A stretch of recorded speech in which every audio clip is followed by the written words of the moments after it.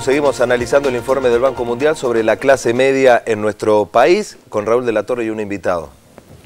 Exactamente, Roberto, y el invitado es Ignacio Ramírez, quien ya nos visitó en otras oportunidades, sociólogo, director de la consultora Ibarómetro. Ignacio, bienvenido una vez más. ¿Qué tal? Gracias. Y este informe que hemos conocido esta semana del Banco Mundial, que indica, entre otras cosas, el fuerte crecimiento que ha tenido la clase media en Argentina, como una demostración de gente que subió su calidad de vida, su nivel de vida, y se incorporó a la clase media. ¿Cómo hay que leerlo? ¿Cómo lo han trabajado ustedes? ¿Qué interpretación le han dado a Mira, estos datos? el informe que publica y difunde el Banco Mundial describe una serie, un conjunto de lo que llama tendencias socioeconómicas. Fundamentalmente son crecimiento de la clase media, tendencias socioeconómicas, que se vienen dando con especial intensidad desde el 2003. Crecimiento de la clase media, movilidad social ascendente, mejoramiento de los indicadores sociales y reducción de la desigualdad. Hay distintas observaciones podríamos hacer. En primer lugar, hay algo interesante. El Banco Mundial conceptualiza este proceso, digamos, que describe como proceso de crecimiento con equidad. Ahí hay un primer rasgo novedoso. ¿Por qué? A ver, y muy contrastante respecto de lo que pasaba, por ejemplo, durante la década de los 90, cuando algunos países de la región, de América Latina, especialmente en los primeros años, transitaron en unos periodos de crecimiento económico, pero que no estuvieron acompañados de un mejoramiento de los indicadores sociales, y especialmente, en algunos casos se daba que países, sociedades crecían económicamente y en paralelo se agudizaba la desigualdad social. De allí que haya quedado como moraleja de la década de los 90 que la teoría del derrame no funcionaba, digamos, ¿no? Entonces, hay un primer rasgo interesante, que es que se trata de un proceso de crecimiento acompañado de un mejoramiento de la igualdad, de la equidad.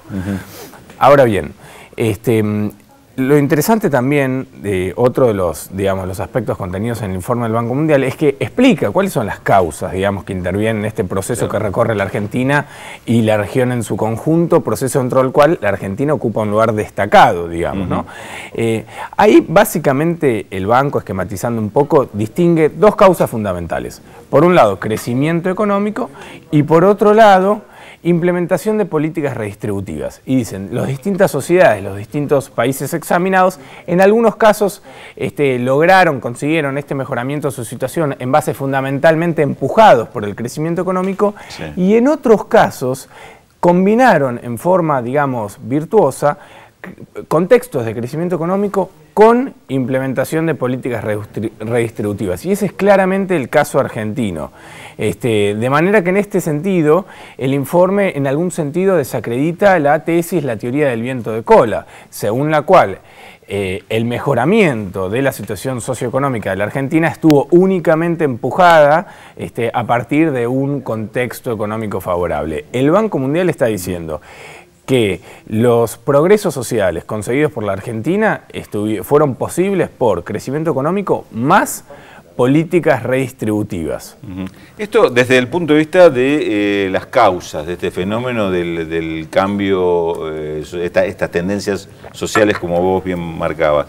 Desde el punto de vista de la interpretación de, bueno, a ver, entonces, reconozcamos cuál es la población y cuál es la situación de la población. ¿Qué se puede decir con respecto a una clase media que hoy es el doble de 18 millones de personas con respecto a las 9 millones que eran antes, cuando el resto, una gran mayoría del resto, estaba en lo que el Banco Mundial define como clases pobres y vulnerables? Es decir, vulnerables que están quizás algún escaloncito por encima del nivel que sería de la pobreza, pero con gran riesgo de caer inmediatamente a cualquier cambio de situación otra vez en la pobreza. Digo esto porque algunos reclamos que, digamos, típicamente lo que ha sucedido el 8 de noviembre, que se identifican con clase media y que además son reclamos que repudian este tipo de políticas redistributivas del Estado, no parecerían ser típicamente de esa clase media que el Banco Mundial ahora identifica como aquella que pasó de la pobreza a ese estrato superior.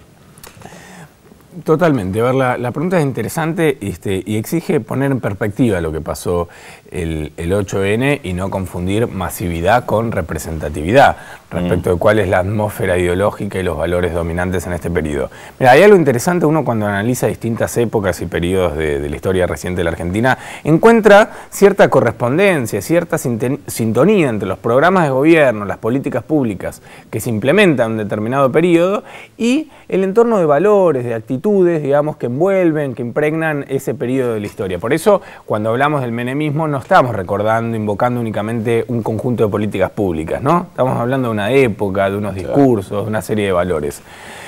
La verdad es que en ese sentido decimos que en los 90 la teoría del derrame económico no funcionó, pero sí funcionó la teoría del derrame cultural, ¿no? Los valores y los discursos de mayor visibilidad, digamos, en ese momento sí fueron salpicando, impregnando al conjunto de la sociedad.